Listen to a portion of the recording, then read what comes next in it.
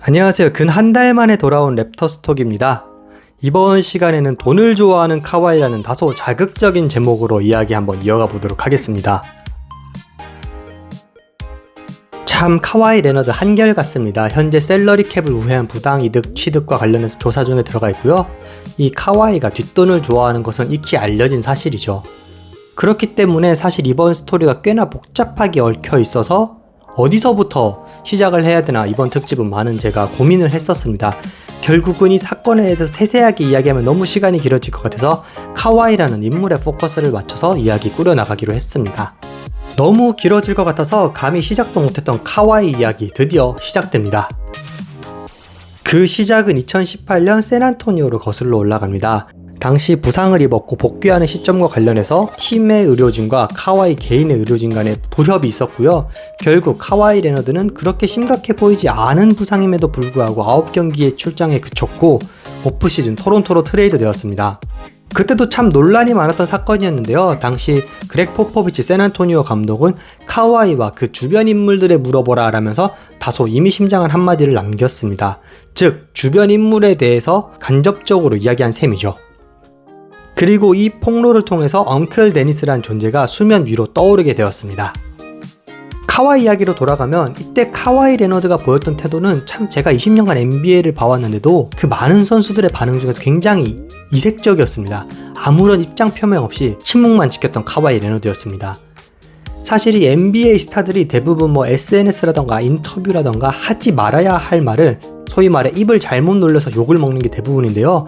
신기하리만큼 침묵을 지키면서 벙어리라는 멸칭도 얻었던 레너드였습니다.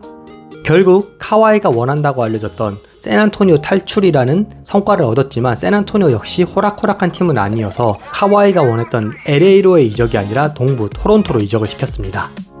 그럼 잠깐 여기서 엉클 데니스에 대해서 이야기해보도록 하겠습니다. 아까 그 주변 인물 중에 대표로 꼽히는 인물로서 카와이 레너드의 외삼촌으로 아버지가 돌아가신 후에는 실질적 지주 역할을 맡았다고 합니다.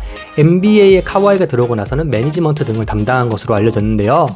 네, 이 엉클 데니스 역시 흑인 컬처의 호미 문화, 즉 성공한 친척에게 빨대 꼽는 그런 나쁜 친척의 일부로 보기도 쉽지만 이 엉클 데니스는 금융과 마케팅에 30년 정도 일한 베테랑으로서 참 침묵을 지키는 조카처럼 본인도 이색적인 인물이라 할 수 있겠습니다.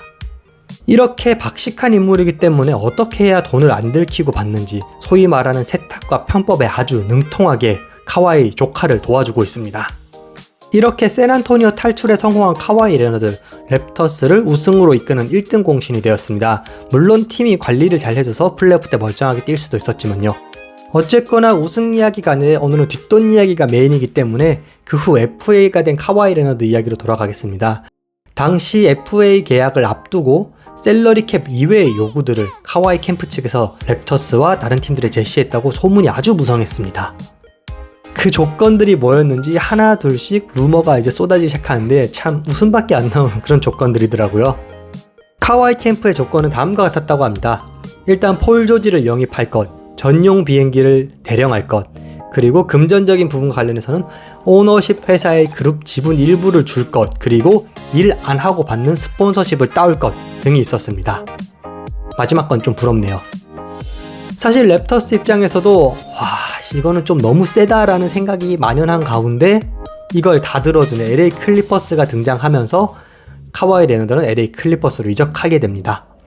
워낙 이 요구 조건들이 말도 안 됐기 때문에 랩터스 팬덤에서도 카와이를 놓쳐도 아쉽다기보다는 그래 갈 친구 같구나 이런 정도였습니다.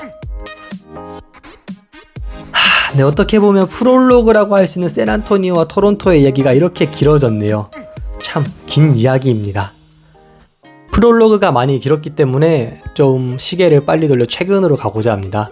카와이 레너드 트레이드를 통해서 다시 토론토로 돌아오기로 하였는데요. 그 반대급부는 1라운드 픽 2장, 스왑 딜 1장, 브랜든 잉그램 그리고 그레이디 딕이었습니다.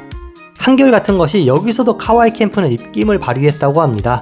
카와이 캠프는 랩터스가 아니면 연장 계약을 하지 않을 것이다 라고 강짜를 놓으면서 여러 팀들이 카와이 레너드 영입을 사실 노렸지만 대부분이 협상 테이블에 앉지도 못하고 접어야만 했습니다. 이런 카와이 캠프의 요청은 원소속 팀에 대한 배려보다는 랩터스랑만 이야기하겠다라고 구단에 압박을 넣은 거에 좀 가깝다고 할 수 있겠습니다.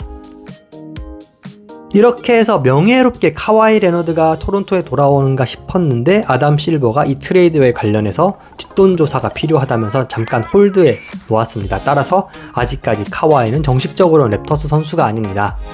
파면 팔수록 이 돈 안 받는 스폰서십에 대한 증거들이 나오고 있는데요. 다만 최근까지는 이런 증거들이 물증이라기보다는 정황과 내부자 폭로, 즉 법정 증거라고 하기엔 애매한 것들 뿐이었습니다. 사실 이거는 클리퍼스에 있었던 뒷돈 거래이기 때문에 랩터스가 징계받을 건 아무것도 없습니다. 최근 그런데 좀 재미난 증거가 발견되었습니다. 뭐냐면 LA 클리퍼스의 스코어보드 제작사와 카와이 레너드와의 계약 관련해서 스코어보드 제작사가 아닌 LA 클리퍼스의 스텝이 엉클 데니스와 연락했던 이메일들이 드러난 것이죠. 뭐 어쨌거나 사실 시기적으로는 이제 아담 실버가 결정을 내려야 합니다. 하지만 이 아담 실버 결정을 내리기까지는 머리가 굉장히 아플 것으로 보입니다.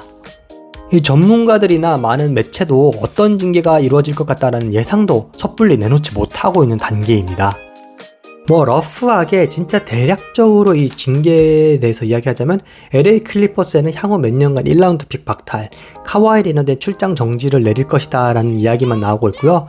근데 여기서 LA 클리퍼스가 과연 이 징계를 순순히 수용할 것인지도 의문스럽습니다. 그렇기 때문에 이 건과 관련해서는 만약 클리퍼스가 결정 사항에 대해서 항소를 한다면 시즌을 넘어갈 가능성도 배제할 수 없고요. 트레이드 무효화, 또 이 사건에 대해서 토론토가 그 트레이드를 취소할 가능성도 없지는 않습니다. 네, 더 이야기한 분량이 너무 길어질 것 같아서 다음 시간에 2편으로 좀 사건이 정리되고 또 여러분께 인사드려야 될 것 같다는 예감입니다. 이번 시간 제가 준비한 자료 여기까지고요. 좋아요, 구독, 댓글 모두 감사드리고 있습니다. 다음 시간에 더 재미난 자료 여러분들 찾아뵐 수 있도록 노력하겠습니다. 감사합니다.